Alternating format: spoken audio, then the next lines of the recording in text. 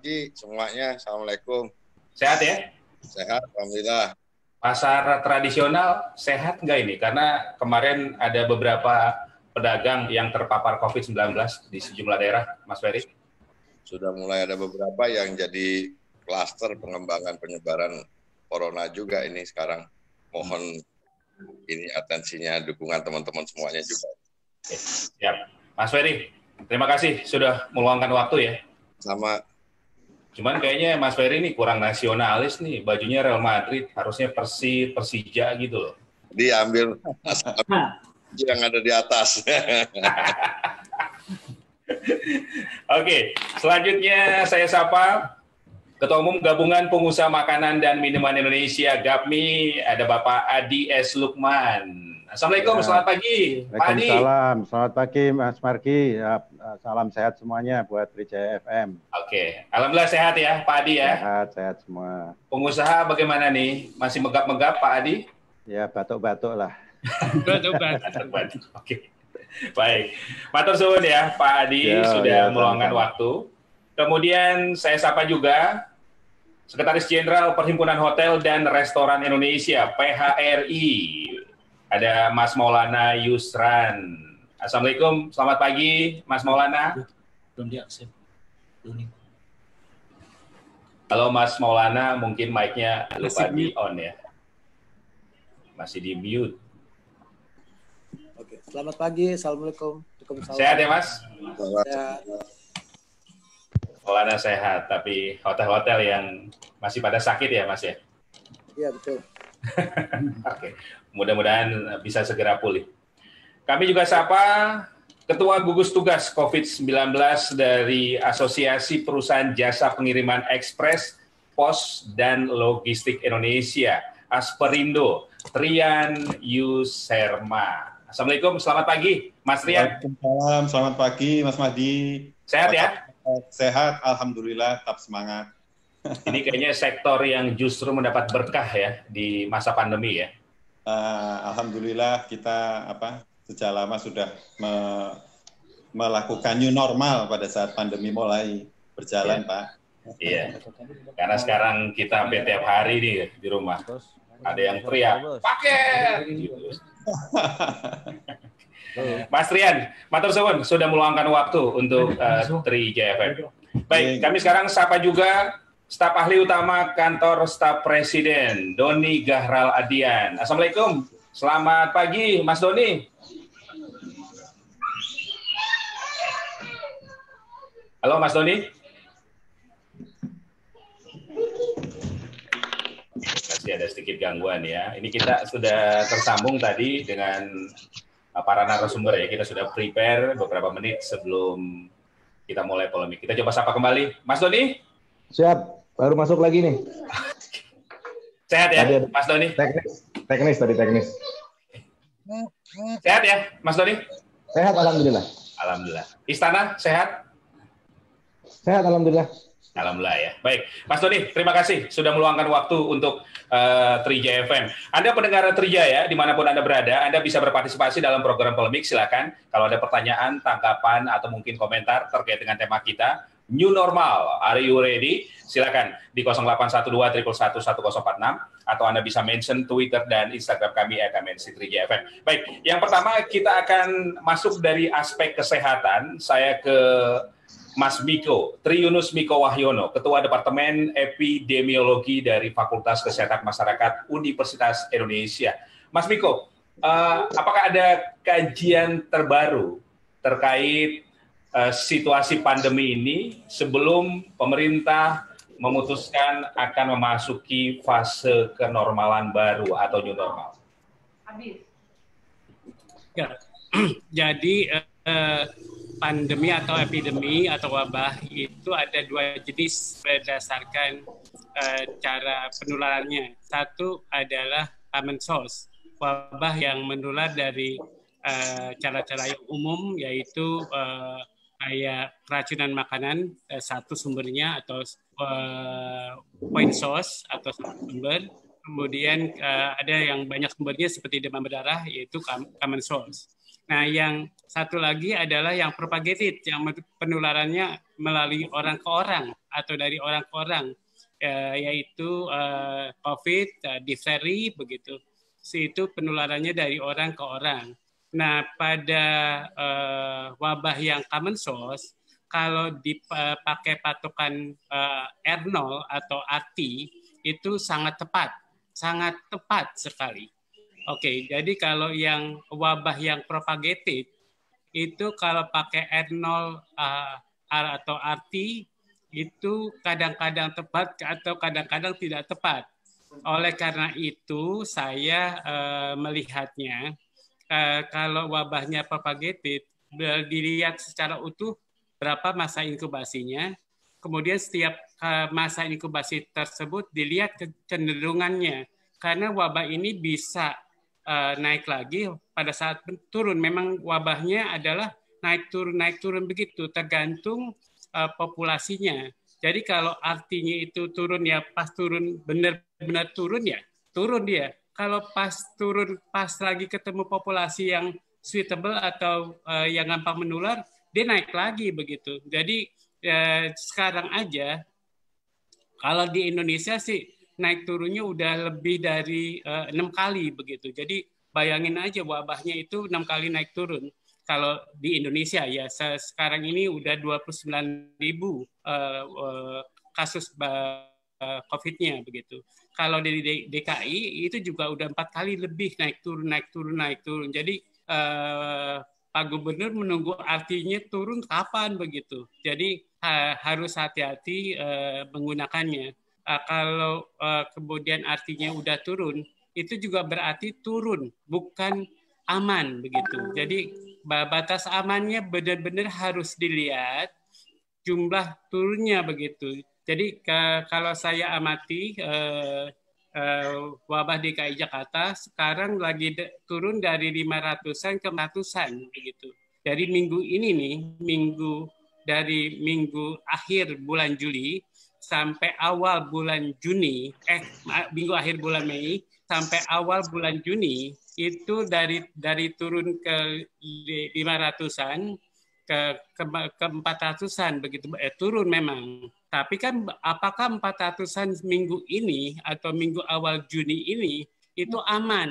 Kalau menurut saya tidak begitu, karena jumlah kasusnya masih 400-an ya seminggu ya dalam satu kali masa inkubasi COVID ini begitu. Jadi harus hati-hati kapan kita membuka new normalnya begitu. Jadi kapan kita membuka new normalnya kalau kasusnya jadi dalam satu minggu ini udah turun aman. Kalau di Depok saya lihat minggu ini udah turun aman. Jadi ke 5-an atau ke pokoknya biasa dihitung dengan jari. Kalau Jakarta harusnya itu turunnya sampai di bawah 100 begitu. Jadi dalam seminggu itu harus di bawah 100 baru bilang aman. Kalau mau aman absolut sebenarnya harus 0. Aman absolut, semua sepakat. Saya yakin semua sepakat kalau jumlah kasus barunya 0, itu aman, benar. Kalau jumlah kasusnya masih 400, apakah aman? Itu pertanyaannya. Emang menurun, tapi belum aman. Jangan dibuka dengan new normal. Kalau persiapan pada sektor yang tidak banyak, tidak memungkinkan penularan, masih boleh dibuka. Jadi kayak misalnya ASN boleh masuk separuhnya untuk sambil mempersiapkan sektor-sektor di bawahnya. Jadi kalau misalnya pariwisata, ya sektor pariwisata, dinas pariwisata mempersiapkan sektornya begitu. Kemudian dinas perdagangan mempersiapkan sektornya begitu. Jadi kemudian masjid dibuka sih masih aman. Saya pikir kalau ada peningkatan ya pasti, kalau ada transmisi pasti ada ya. Bawah 1-2 pasti akan terjadi transmisi di antara itu. Tapi masih aman. Kalau dibanding dibuka semua new normal dan kita tidak bisa menjamin kepatuhan dari masyarakatnya, itu kasusnya akan banyak sekali. Jadi saya kemudian kalau dari 400-an minggu selanjutnya saya pastikan akan lebih banyak begitu. Kira-kira gitu. Jadi kalau kita akan buka lebih baik kita hati-hati kemudian yakinkan aman, yakinkan itu bisa diisolasi kasusnya, yakinkan itu semua PDP ODP-nya bisa dikarantina, dan semua kalau dibuka sektornya penularannya amat kecil. Kira-kira begitu, Pak. Oke, baik.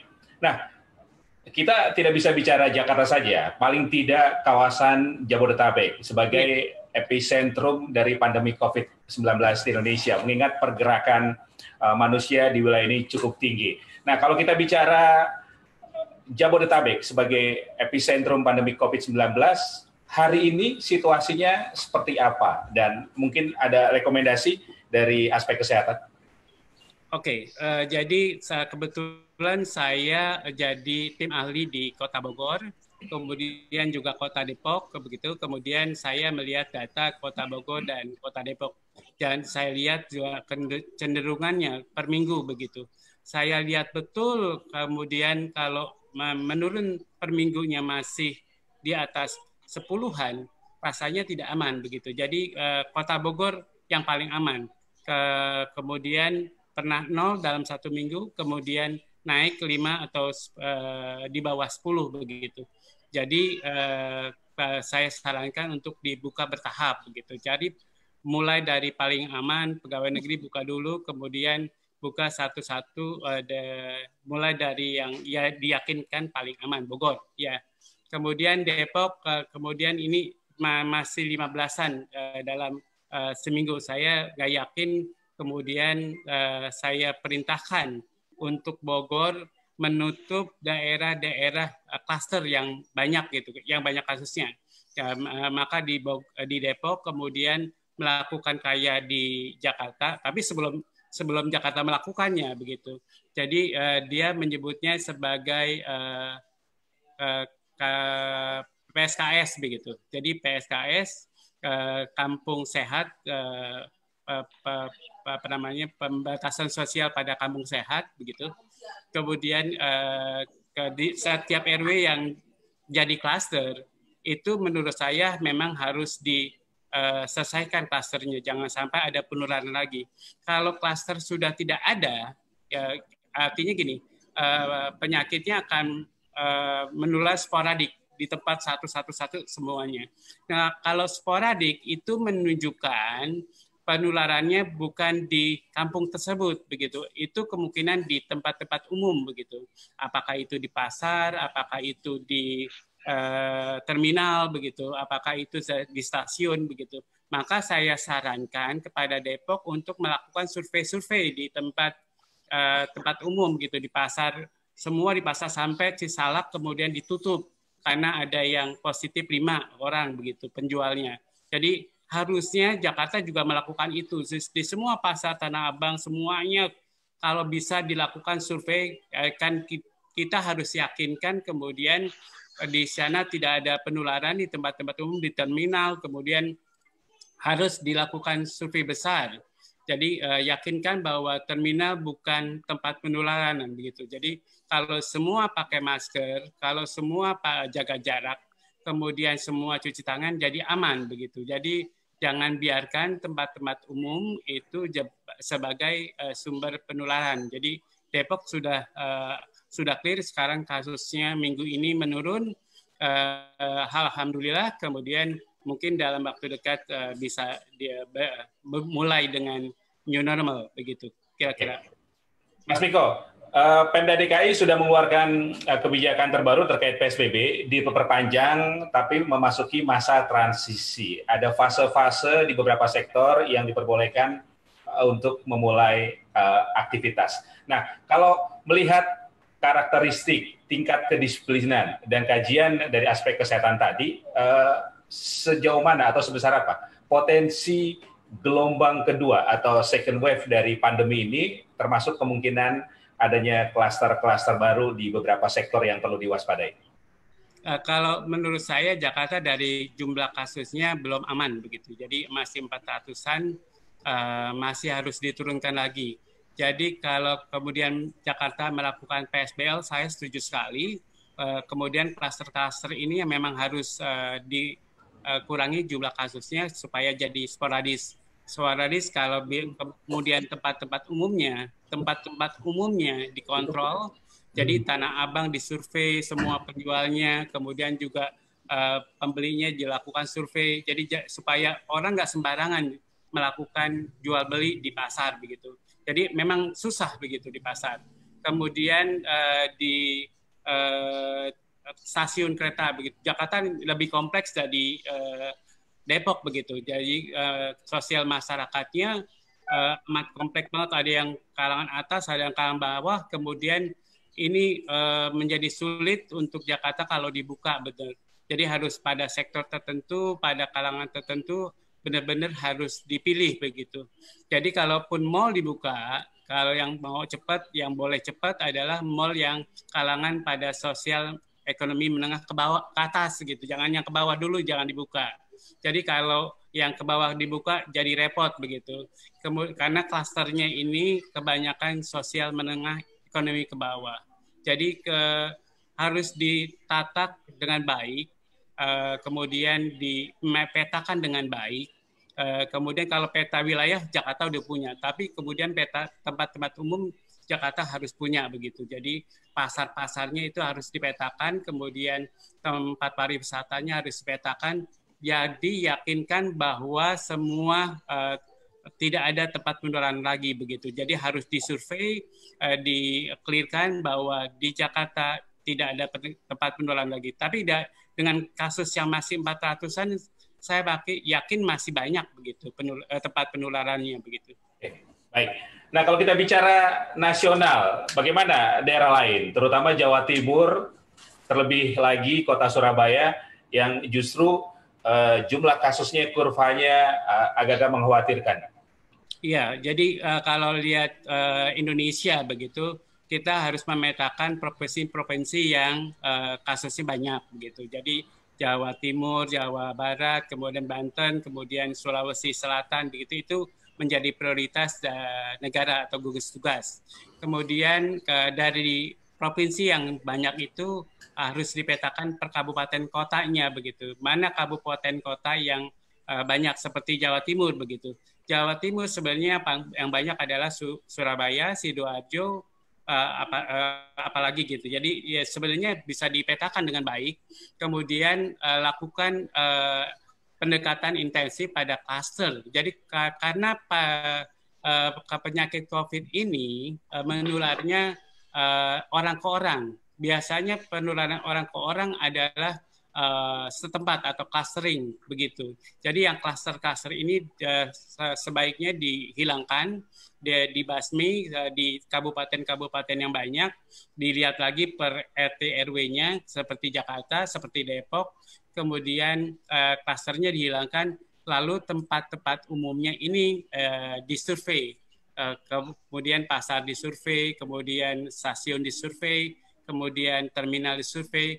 Apakah di terminal ini banyak yang mengidap COVID atau baik dari klien atau penjualnya disurvei. Kemudian jadi kita tahu sepeta dari semuanya, termasuk mal-malnya kalau ada gitu. Pasar-pasarnya juga perlu disurvei.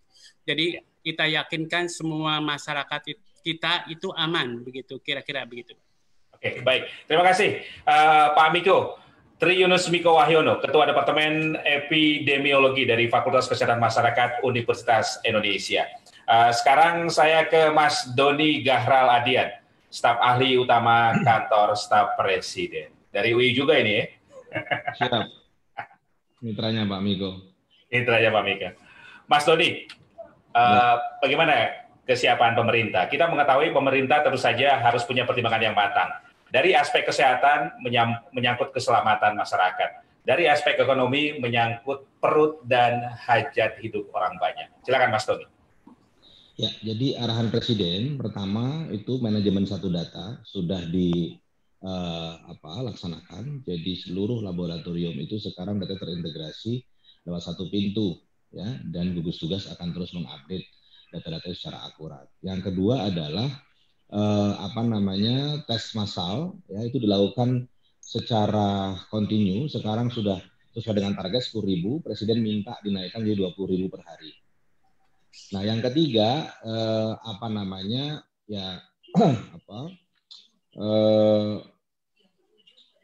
kita ketika mau menerapkan new normal, ya Presiden beri arahan harus terlebih dahulu ada edukasi, ada sosialisasi dan simulasi. Jadi betul ada masa transisi dulu, ya tidak langsung dibuka begitu, sehingga semua dilakukan secara hati-hati. Nah, jadi ini yang dilakukan atau yang diarahkan oleh Presiden ya supaya semua ikut memahami begitu. Nah, sekali lagi pendapat dari ahli-ahli epidemiologis itu menjadi satu acuan ya. Apakah memang kita sudah bisa membuka wilayah untuk masuki masa new normal atau tidak begitu. Kita tahu ada 102 kota kabupaten yang sudah masuk zona hijau, ya, tapi juga masih ada yang merah dan kuning. Nah, sekarang bagaimana ya semua pemangku kepentingan, pemerintah pusat, pemerintah daerah dan seluruh yang terlibat dalam penanganan COVID-19 ini bekerja keras agar zona yang merah itu bisa menjadi kuning, kuning bisa menjadi hijau, sehingga akhirnya kita bisa memasuki masa normal secara bersama-sama begitu. Dan juga yang paling penting adalah dalam masa new normal ya kedisiplinan, kepatuhan warga terhadap protokol kesehatan itu menjadi sesuatu yang mutlak ya. Artinya apa? Harus ada pengawasan, harus ada sosialisasi, harus ada penegakan gitu ya, karena kita tahu bahwa tidak mudah gitu ya untuk mendisiplinkan warga yang memang dalam kondisi normal kan kebiasaan-kebiasaan yang kita lakukan sekarang itu tidak ada, misalnya menggunakan masker ya, cuci tangan dengan sabun secara konsisten gitu ya, tidak kontak fisik, tidak menyentuh muka. Nah, kan hal-hal semacam itu kan tadinya dalam kondisi normal kita abaikan. Nah, sekarang itu harus menjadi kebiasaan kita, harus menjadi kebudayaan, harus menjadi sesuatu yang bagian dari keseharian kita. Dan ini saya kira menjadi penting karena apa? Tanpa itu, tanpa ada kepatuhan dan kedisiplinan, tanpa ada pengawasan dan penegakan dari pemerintah pusat dan daerah secara bersama-sama, ya seperti yang dikhawatirkan tadi, kita bisa masuk ke gelombang kedua. Sehingga Presiden juga mengatakan, ya new normal harus dilakukan secara hati-hati dengan monitoring dan evaluasi yang berkala.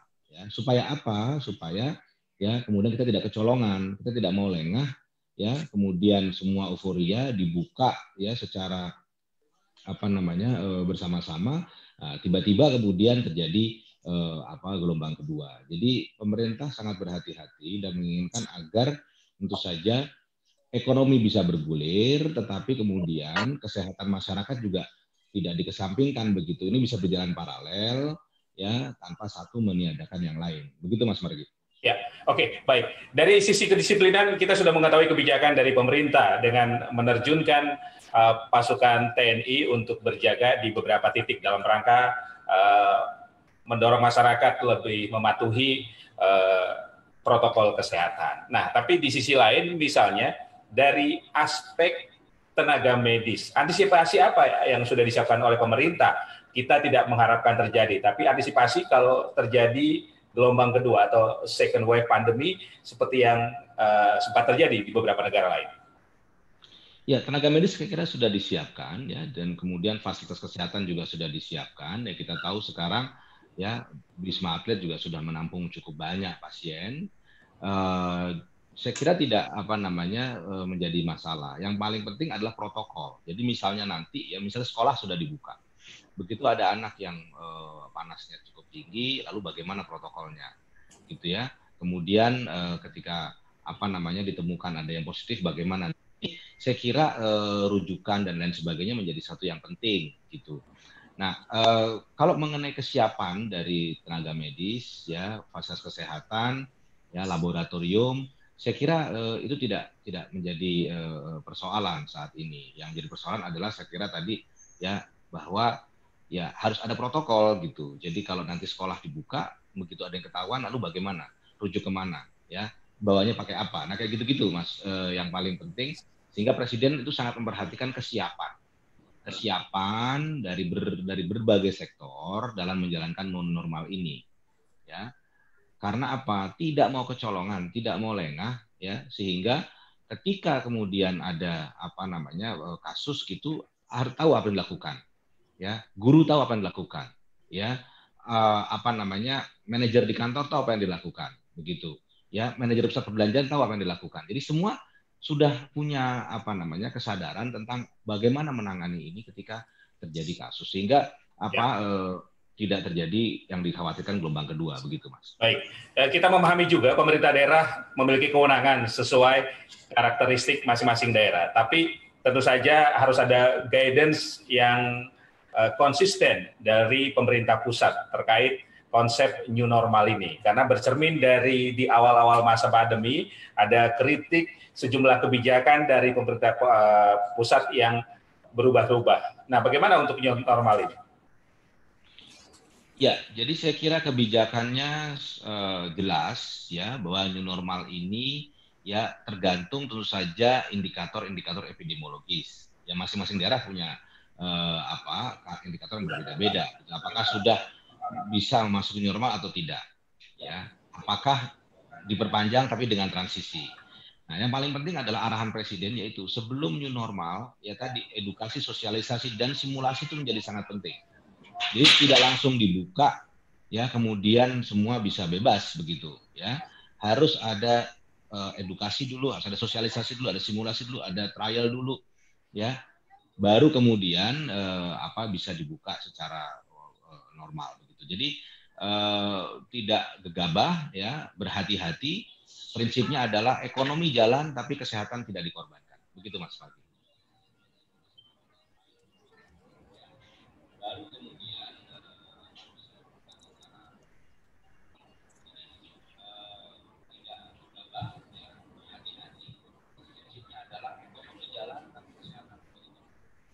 Baik, terima kasih Mas Doni Gahral Adian, staf ahli utama dari kantor staf Presiden. Sekarang saya ke Mas Ferry Juliantono, Ketua Umum Asosiasi Pedagang Pasar Seluruh Indonesia. Ini salah satu titik yang sentral juga karena dikhawatirkan akan menjadi klaster baru dari penyebaran virus corona. Mas Ferry, bagaimana kondisi pasar kita, terutama pasar tradisional, terkait persiapan memasuki kenormalan baru ini? Hampir bisa dikatakan tidak ada perbedaan antara old normal dengan mau masuk normal ini. Jadi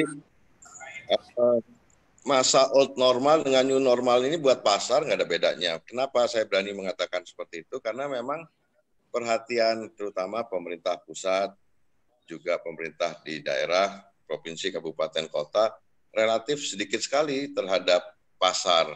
Padahal pasar itu rentan di satu sisi terhadap penyebaran ini, tetapi juga di sisi yang lain, pasar menjadi salah satu tempat yang harus tetap dibuka untuk melayani kebutuhan masyarakat. Nah, kenapa saya bilang kecil perhatiannya? Karena sementara kalau kita lihat, kan ada harapannya bahwa Mas Miko tadi sampaikan harusnya ada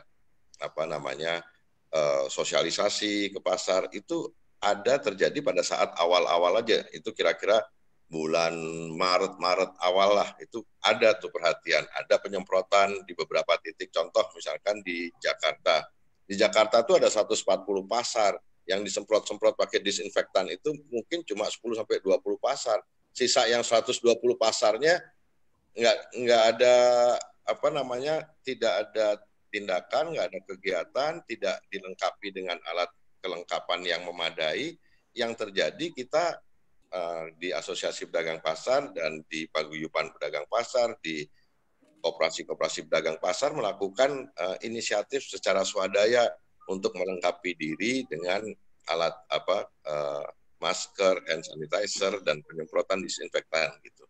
Di daerah-daerah yang lain juga sama, Mas. Jadi kita ini sebenarnya sedih juga. Di satu sisi kita punya kewajiban untuk tetap buka pasar ini, tetapi di sisi yang lain kita nggak dilengkapi dengan alat yang memadai. Nah, sekarang bersiap menghadapi new normal, kira-kira 3 minggu yang lalu, Mas Marji, saya Menteri Perdagangan, Pak Doni Monardo dan Asosiasi Pemerintah Kabupaten Kota seluruh Indonesia dan pimpinan pimpinan Komisi 6 itu sudah melakukan keputusan Zoom meeting. Kita kita bersepakat untuk mengadakan konferensi pers dan melakukan sosialisasi bersama, turun kita untuk menerapkan protokol kesehatan di pasar-pasar. Tapi sampai hari ini nggak ada, Mas Marji. Nah, protokol kesehatan yang ada sekarang hanya berupa surat edaran dari Menteri Perdagangan. Dan itu kita sudah teruskan ke pasar-pasar. Nah, salah satu contoh misalkan protokol kesehatan yang harus dilakukan di pasar adalah jarak antara satu pedagang dengan pedagang yang lain itu kalau di pasar tradisional ya khususnya itu terlalu dempet. Sehingga sebenarnya kita sudah memberikan masukan kepada pemerintah pusat maupun daerah supaya lahan parkir di pasar itu bisa digunakan untuk tempat penambahan lapak atau kios supaya jarak antara satu pedagang dengan pedagang yang lainnya di satu area pasar itu bisa terjaga.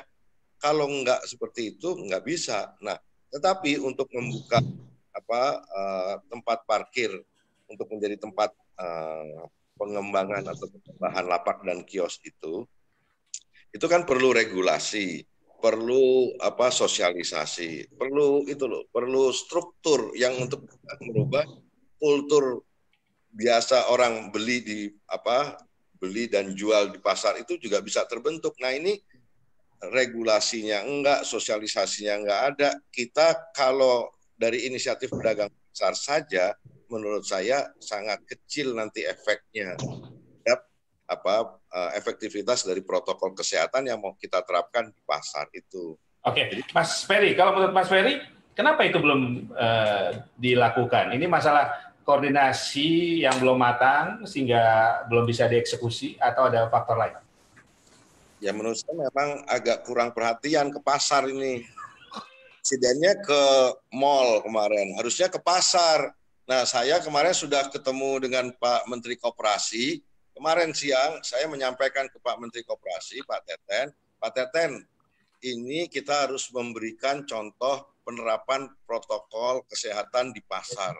Saya akan jadikan beberapa pasar di Jakarta untuk kita jadikan sebagai model protokol kesehatan yang benar di pasar itu seperti apa. Dan saya undang tuh Presiden untuk datang ke pasar. Jadi bukan ke Sumarekon Mall sana.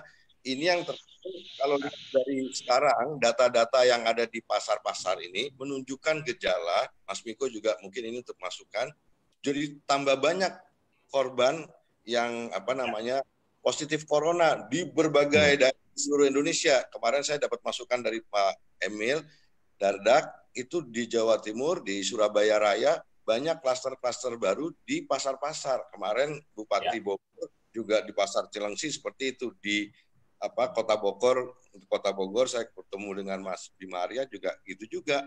Jadi sebenarnya harusnya sekarang ini pasar itu harus dikonsentrasikan sebagai harus diterapkan protokol kesehatan secara jauh lebih ketat gitu. Mas Ferry, tapi kan tidak semua harus dibebankan ke pemerintah pusat. Artinya pemerintah daerah bisa menjadi leading sector untuk dalam tanda kutip ya pengamanan pasar ini dari pandemi. Kalau saya tanya ke kepala daerahnya, mereka ngomelnya ke pemerintah pusat karena bantuan pemerintah pusat ke daerah-daerahnya juga kurang. Jadi gimana? Saya mau nyalain siapa nih sekarang? Kan memang bantuan itu sekarang ini juga banyak yang sudah inisiatifnya dilakukan oleh kepala-kepala daerah dengan menggunakan anggaran dari APBD-nya mereka. Tapi perlu diketahui juga kita harus maklum bahwa setelah beberapa bulan ini uang tersebut digunakan, kan mereka juga terbatas juga ketersediaan APBD-nya untuk ini. Oleh karena itu sebenarnya kemarin udah benar ada intervensi pemerintah pusat khusus mengenai penanganan pasar supaya tidak terbaru protokol ini, anggaran alokasi dari pusat ke daerahnya itu bisa terjadi karena kalau di pasar itu banyak yang tidak dilengkapi dengan drainase yang baik, tidak dilengkapi dengan sarana kebersihan yang ini. Jadi sebenarnya ini kerja keras banget. Kalau sekarang sih kita swadaya bisa, Mas. Cuma kan juga harusnya ini perlu dukungan gitu. Jadi Mas Doni perlu disampaikan juga bahwa gugus tugas nih, Mas Doni dan teman-teman belum pernah ke pasar nih untuk menerapkan protokol kesehatan, modelnya itu seperti apa. Saya sudah nawarkan, kira-kira di minggu-minggu depan ini kita harus ada kunjungan ke pasar dan kita harus memberikan contoh yang seperti apa protokol kesehatannya supaya ada kesadaran. Nah, bicara soal kesadaran, tadi saya setuju Mas Miko karena ini yang terpapar banyakkan yang dari kalangan kelas menengah ke bawah. Ada dilema antara kesadaran terhadap kesehatan dengan tuntutan mereka harus tetap belanja, harus tetap bagi pedagangnya tetap jualan segala macam gitu. Jadi khawatirnya kesadaran terhadap kesehatan itu kalah dengan tuntutan antara mau jual sama yang beli dengan harga barang yang murah, itu akhirnya pasar tanpa dilengkapi dengan protokol kesehatan yang memadai itu akan menjadi tempat klaster baru untuk memudahkan atau memungkinkan penyebaran pandemi ini. Jadi, Mas Ferry, ada contoh nggak di kawasan Jabodetabek pasar tradisional yang sudah oke protokol kesehatannya? Kalau ini kan pertanyaannya protokol kesehatan menghadapi new normal. Menghadapi new normal itu asumsinya bahwa masyarakat udah mulai keluar lagi. Nah, harusnya dalam keadaan new normal itu protokol itu harusnya ditunjukkan. Nah, kemarin saya harus mengakui secara terbuka di sini, waktu old normal itu pasar didiemin. Kalaupun ada perhatian itu cuma sifatnya insidental, tidak continue, tidak sistemik gitu, sehingga pasar menjadi tempat yang rentan sekali buat corona ini. Nah, contohnya ini menghadapi new normal, saya tadi sampaikan, saya sudah kemarin menghadap Pak Menteri Koperasi, saya ingin supaya kita model yang menerapkan protokol kesehatan yang sesuai di pasar gitu. Jadi baik. Sekarang kebetulan kan karena sepi ya, relatif sepi ini bukan kosong tapi berkurang. Pedagangnya pun juga sudah banyak yang pedagang yang menjual bahan pokok penting, 9 bahan pokok dan makanan aja yang pasar-pasar yang jual pakaian lain-lain sih udah bangkrut dari beberapa bulan yang lalu, Mas Marji. Jadi saya nih ingin kan bahwa kalau sebuah kebijakan sifatnya reaktif, menurut saya nggak akan efektif. Tapi kalau kebijakan itu sifatnya antisipatif, itu akan lebih baik. Nah, sekarang taruhlah yang old normal kita ada salahnya semua lah gitu. Pemerintah pusat juga harus ngaku ada salahnya juga, karena memang dari sejak awal tidak antisipatif. Baru setelah ada kepala-kepala daerah ngambil inisiatif, baru pemerintah pusatnya mulai agak aware gitu. Nah, sekarang menghadapi new normal ini, asumsinya harapannya kita bisa mulai menjalankan. Baik. Terima kasih, Mas Ferry.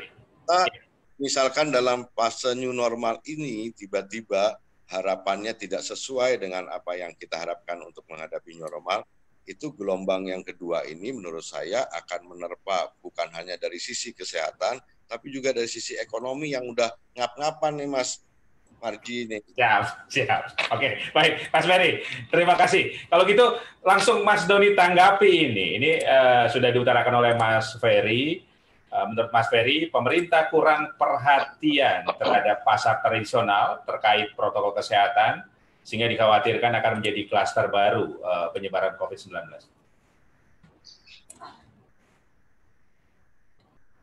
Mic-nya Mas Doni masih di mute. Oke, ya. Saya kira Presiden pernah beri pernyataan mengenai pasar tradisional, ya terutama waktu itu pasar di Bogor yang kemudian sesak ramai menjelang Hari Raya Idul Fitri begitu. Beliau memerintahkan agar ya protokol kesehatan itu diperhatikan ya dan kemudian berbagai persiapan ya supaya pasar itu kemudian tidak menjadi klaster penularan itu dilakukan. Jadi perhatian itu ada ya, dan memang Presiden kemarin kunjungan ke Summarecon Mall itu ya semata-mata sebagai wujud perhatian untuk kesiapan saja, tapi bukan berarti pasar tradisional itu ditinggalkan gitu. Nah, terkait tadi ya mengenai pasar, ya memang betul sekali ya, karena ini tempat yang paling ramai, paling sesak, kemudian yang berbelanja juga biasanya menengah ke bawah, yang tadi kata Pak Miko ini kan paling rentan begitu, ya maka tentu saja pemerintah akan memfokuskan perhatian pada pasar tradisional begitu. Yang jumlahnya juga cukup banyak. Tadi Pak Ferry mengatakan 140 di di DKI misalnya, di Jakarta. Nah, jadi saya kira perhatian itu ada. Yang sekali lagi yang paling penting sekarang semua stakeholder harus bekerja sama ya untuk memastikan protokol di semua sektor, ya, khususnya pasar tradisional ini itu dijalankan dengan disiplin. Karena kalau tidak disiplin ya percuma saja begitu ya, tidak menggunakan masker misalnya, tidak cuci tangan dengan sabun misalnya, kontak fisik ya, ini saya kira nanti pasti ada satu sistem yang akan dibuat supaya hal-hal semacam itu bisa dihindari. Ya, oke, baik. Jadi yang ditegaskan oleh Mas Ferry tadi adalah eksekusinya ya, tidak hanya sekedar arahan ataupun perintah, tapi eksekusi di lapangannya. Apa ini juga terkait dengan anggaran, Mas Doni? Saya kira pemerintah sudah menyiapkan anggaran cukup besar ya untuk baik menangani COVID-19 sendiri maupun dampak ekonominya. Yang mengenai pasar tentu saja ada anggaran yang nanti pasti akan disiapkan ya untuk membuat pasar itu ya tidak menjadi kluster penyebaran begitu. Ya, apakah nanti ada anggaran untuk tadi ya drainase kemudian dan sebagainya. Realisasi ya, termasuk kemudian membuka lahan baru supaya ada penjarakan antara pedagang begitu ya, dan membangun tempat cuci tangan untuk konsumen yang datang. Nah, hal-hal semacam itu saya kira menjadi perhatian karena yang paling penting adalah sekarang tempat-tempat publik, tempat-tempat orang datang beramai-ramai itu harus ya melaksanakan protokol kesehatan dengan infrastruktur yang siap begitu, Mas. Baik, terima kasih Mas Doni. Dan alhamdulillah pendengar Trijaya, kami juga saat ini sudah tersambung dengan wakil rakyat kita di Senayan ya. Ada anggota Komisi 9 DPR RI dari fraksi PD Perjuangan yang membidangi masalah kesehatan, di antaranya ada Nabil Harun, saya manggilnya Gus Nabil. Assalamualaikum, selamat pagi Gus Nabil. Selamat pagi Mas Margi dan semuanya. Sehat ya? Pagi. Alhamdulillah sehat. Ini kok serius banget ini wawancaranya. Gus Nabil ini kebalikannya semangka. Kalau semangka kan luarnya hijau, dalamnya merah. Nah, kalau Gus Nabil ini luarnya merah, dalamnya hijau. Oke, Gus Nabil, matur suwun Ji sudah meluangkan waktu. Wakil rakyat, dengerin dulu ini suara rakyat ya. Sekarang saya ke Pak Adi S. Lukman, mewakili pengusaha dari Ketua Umum Gabungan Pengusaha Makanan dan Minuman Indonesia. Pak Adi, dari kalangan industri ya, terus khususnya industri makanan dan minuman, bagaimana kesiapan menghadapi new normal? Oke, baik. Jadi industri makanan dan minuman khususnya itu memang sejak pandemi 19 ini kita tetap beroperasi karena sesuai dengan instruksi dari pemerintah melalui kantor Menko dan Menteri Industrian mengamanatkan bahwa industri makanan minuman adalah salah satu sektor yang diandalkan untuk tetap beroperasi karena ketersediaan pangan ini sangat penting sekali dalam masa-masa seperti ini. Apalagi banyak terjadi gangguan untuk pangan segar dan lain sebagainya. Di samping itu ketahanan negara itu tergantung dari pangan.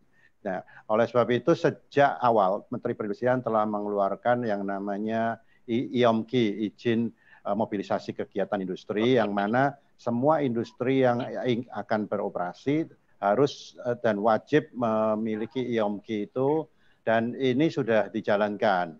Dan termasuk juga kita harus wajib lapor setiap seminggu sekali, wajib lapor ke Kementerian Perindustrian melalui sistem SIISNAS. Jadi ini yang sudah dijalankan dan kita di industri melakukan protokol ini sangat ketat sekali, terutama industri menengah besar ya. Cuma memang harus diakui bahwa banyak sekali industri-industri kecil dan yang informal yang masih belum bisa menjalankan ini dengan baik. Nah, inilah tantangan kita ke depan ini, bagaimana kita harus bekerja sama dengan semua pihak. Kalau yang protokol sebenarnya sudah siap, ada dari Badan POM, dari Kemenkes, semua sudah jelas dan semua sudah dijalankan. Bahkan kalau yang industri menengah besar, kita sudah lakukan sampai ke distributor, sampai ke delivery, baik itu driver maupun pengirim barang, semua itu sudah harus melakukan itu dengan baik. Dan juga beberapa perusahaan bahkan sudah melakukannya dengan berbagai cara yang lebih advance dari itu. Nah, ini tidak ada masalah kalau di industri. Nah, yang kita khawatirkan sekarang ini adalah kita tidak bisa berlama-lama berhenti kegiatan ekonomi kita. Ini yang berbahaya. Kita udah 2 bulan lebih dan ini yang sangat berbahaya bagi Indonesia khususnya. Dan ini kita sudah bicara juga dengan Akadin, dengan Apindo dan juga dengan semua asosiasi dan pemerintah. Memang kita harus realistis, tidak bisa kita berhenti terlalu lama. Nah, oleh sebab itu kami tentunya mendukung bahwa pembukaan secara bertahap ini untuk lebih menggulirkan ekonomi kita, ekosistem ekonomi kita harus jalan ya. Dan tidak bisa, karena juga banyak masyarakat kita yang pendapatannya tiba-tiba berhenti. Ini yang sangat berbahaya. Banyak di masyarakat kita yang income-nya itu tergantung dari harian, mingguan, dan begitu kegiatannya stop, mereka tidak ada income sama sekali. Inilah yang potensi masyarakat miskin baru yang mungkin ini menjadi tugas pemerintah gitu ya. Jadi relaksasi dan masa transisi ini disambut baik oleh kalangan pengusaha ya, Pak Adi ya? Saya kira kami sangat menyambut baik, tapi kami berharap juga masyarakat harus sadar bahwa ini harus menjalankan protokol kesehatan dengan ketat gitu ya. Jangan sampai pembukaan ini malah dijadikan hura-hura, kemudian tidak terkontrol, ini akan menjadikan second wave terjadi. Nah, ini yang kita harapkan seperti itu. Baik, matur suwun Pak Adi. Nanti kita diskusi lebih lanjut ya. Dan nanti kita masih ada Mas Maulana Yusran dan juga ada Mas Trian, narasumber yang lain, ada juga Gus Nabil. Nanti kita lanjut diskusinya di sesi berikutnya. Karena kita harus break dulu dan lanjut dengan Lintas Trijaya pukul 11 waktu Indonesia Barat. Kami masih menantikan partisipasi Anda yang ingin bertanya, kasih tanggapan atau komentar, dan pendengar Trijaya. Program polemik ini juga diikuti oleh teman-teman media massa. Nanti sebagian di mereka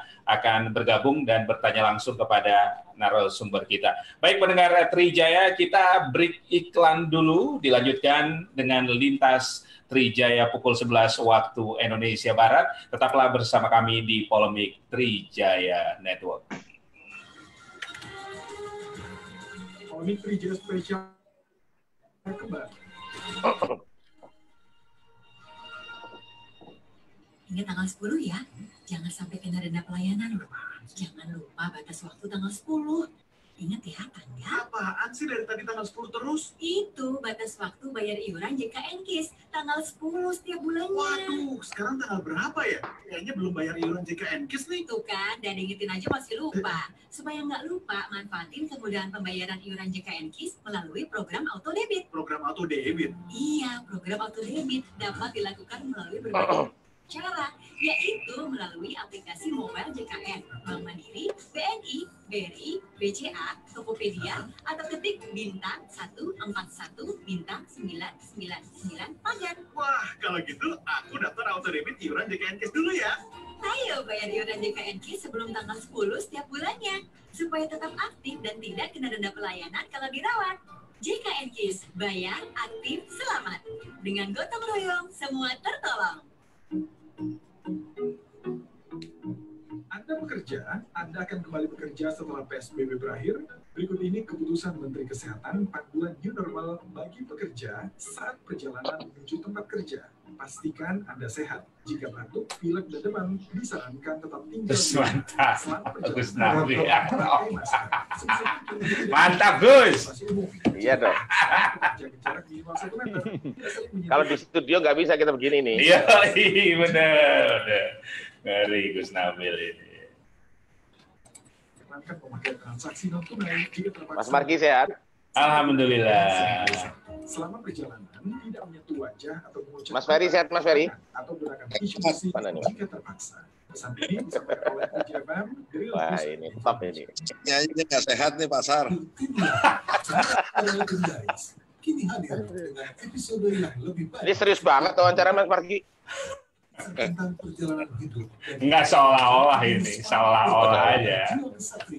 Selamat siang Bapak-Bapak. Salam kenal, saya Trian Pak. Tuh Gus Nabil ada Mas Trian dari Aspelindo.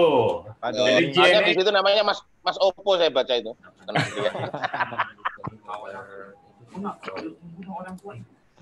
dia? Ada PHRI juga ya, Mas Maulana? Ada Mas Maulana, ada Pak Adi dari Salam kenal Mas Nabil. ada Ya, Mas Doni KSP. Oh iya, ada KSP juga ya. Ya. juga ya. Ada Mas Ferry juga dari oposisi. Oh sudah. Oh, enggak Udah. dong. Kan Pemerintah. udah bareng kita. Kita kan mainnya sama Bang Dasko terus sini. Kita habis ketemu Pak Maulana itu di Sahid kemarin. Ya, betul Pak. Ini saya mau COVID-19 juga berpotensi mengganggu. Monggo lanjut sambil nunggu break iklan bisa langsung. Biar nickname saya tidak Oppo, saya pindah pakai laptop nih. Settingnya tadi salah. Cara-cara semacam ini. Pertama, hubungi asuransi dan penyedia ponsel Anda. Ada Mas Miko juga, Gus Nabil dari Mas UI. Miko ya. Oh iya, siap. Kalau UI udah inilah valid lah. Hingga jiwa dan pahami apa yang Anda bayar. Nah, jika Validitasnya tidak dilakukan kalau UI. mungkin Anda dapat menghemat paket data ponsel. Mas Miko. Data yang lebih murah yang ditawarkan. Mas Miko. Dan bandingkan dengan tawaran provider Ini nih, yang mana ada. nih? Kedua, Gue lupa dia juga. Coba cek lagi. Mas Miko di mute ya Mas ya. banyak makanan di rumah. Ketika berbelanja, Gitu. pilihlah Mas Miko, saya kan Mas Miko, saya kontak-kontak sama Dr. Pratiwi. Saya kontak sama Dr. Pratiwi. Katanya sekarang pengujian sampel PCR sudah makin turun ya. Nggak usah pakai headphone. Nggak usah pakai headphone gitu. Sudah mulai menurun ya. Iya. Di mikro ya. Iya, di mikro. Jadi berarti kondisinya lebih membaik dong harusnya ya Jakarta ya. Ya, tidak tahu. Sekarang menurun. Saya setuju menurun. Ya. Tapi nggak tahu kalau ketemu populasi yang dia akan meningkat lagi. Ya, karena 2-3 hari ini katanya agak santai gitu. Yang sampel yang masuk makin lama makin sedikit katanya. Iya, menurun. Benar ya? Menurun, tapi tidak aman. Ya, mudah-mudahan lah turun terus. Ya.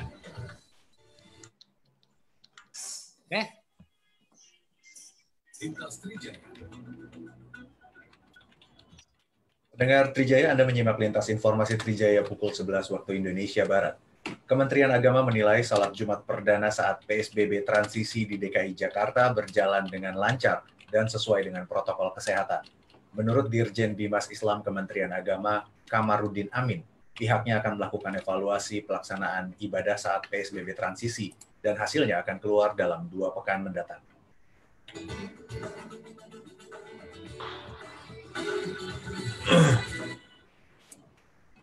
MNC Peduli turut dalam membantu pencegahan COVID-19 dengan menyalurkan bantuan untuk tenaga medis. Saat menyerahkan bantuan alat pelindung diri di Rumah Sakit St. Carolus, Jakarta, Ketua MNC Peduli Jessica Tanusudibio mengatakan, tenaga medis sebagai garda terdepan penanganan pasien COVID-19 harus terus didukung penuh. Di Rumah Sakit St. Carolus yang merupakan rumah sakit rujukan pasien COVID-19, bantuan berupa surgical mask, face shield, masker N95, hand gloves, desinfektan, sabun tangan, dan vitamin diterima Direktur Utama Rumah Sakit St. Carolus, Dr. Endrotomo Sumargono.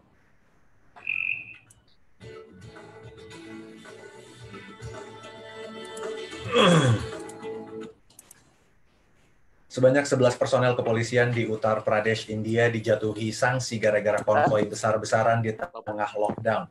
Mereka berkonvoi untuk merayakan mutasi seorang inspektur dengan jabatan Station House Officer atau HSO. Inspektur Manoj Kumar Singh dengan 6 sepeda motor dan 8 unit mobil terdengar sirene dan lampu strobo. Bahkan yang mengendarai sepeda motor tidak menggunakan helm dan tidak menggunakan masker sebagai kewajiban saat pandemi COVID-19 di India. Demikian Lintas Trijaya bersama newswriter Setio Nuryanto, saya Dean Benitez.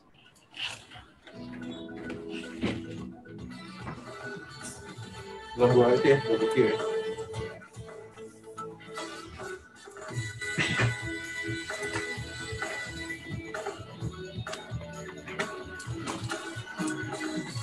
Enjoy the wonderful weekend.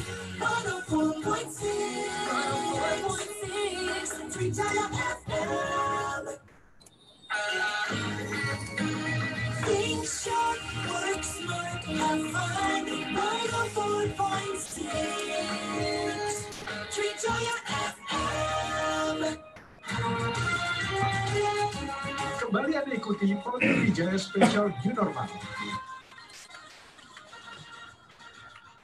Terima kasih pendengar Trijaya, Anda masih bersama kami di Trijaya FM, The Real News and Information. Dan kita lanjut lagi di Polemik Trijaya Network untuk edisi hari ini, Sabtu 6 Juni 2020, dengan tema New Normal, Are You Ready? Masih bersama 7 narasumber kami, ada Doni Gahral Adian, staf ahli utama kantor staf Presiden, ada M. Nabil Harun, anggota Komisi 9 DPR RI dari fraksi PD Perjuangan, ada Pak Adi S. Lukman, Ketua Umum Gabungan Pengusaha Makanan dan Minuman Indonesia GAPMI, ada Mas Miko, nama lengkapnya Tri Yunus Miko Wahyono, Ketua Departemen Epidemiologi Fakultas Kesehatan Masyarakat Universitas Indonesia, ada Mas Maulana Yusran, Sekretaris Jenderal Perhimpunan Hotel dan Restoran Indonesia PHRI, ada Ferry Juliantono, Ketua Umum Asosiasi Pedagang Pasar Seluruh Indonesia, dan ada Mas Trian Yuserma, Ketua Gugus Tugas COVID-19 dari Asperindo atau Asosiasi Jasa Pengiriman Ekspres Pos dan Logistik Indonesia. Sekarang saya ke Mas Maulana Yusran dulu dari PHRI. Mas Maulana, sekarang tentu banyak orang yang sudah kangen nih, mau liburan, jalan-jalan keluar kota, mungkin keluar negeri, sudah pengen kulineran. Nah, sebagian sudah relaksasi, sebagian sudah masa transisi menghadapi era kenormalan baru. Bagaimana kesiapan dari para pengusaha di sektor perhotelan dan restoran? Karena kalau ditanya kesiapan, kami dari sektor hotel dan restoran itu siap ya. Pertama yang tentu yang sekarang yang jadi agak kecil Pak Maulana suaranya, mungkin bisa diperbesar. Jadi kalau dari sektor hotel dan restoran kami sudah siap, dan yang paling utama tuh sekarang restoran ya, restoran yang akan di DKI yang akan dibuka itu mereka sudah mempersiapkan segala macam protokolnya. Namun di PHRI itu sudah ada protokol, sebenarnya kita sudah punya protokol itu dari bulan Maret. Dari bulan Maret waktu waktu pertama-tama ada suspek di Indonesia, di Jakarta lah.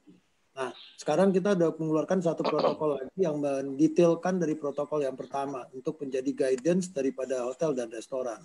Nah, kalau hotel kami sebenarnya kan bukan usaha yang dilarang gitu loh, yang dilarang untuk ditutup gitu. Jadi cuman kita karena adanya PSBB ini ya akhirnya tutup sendiri.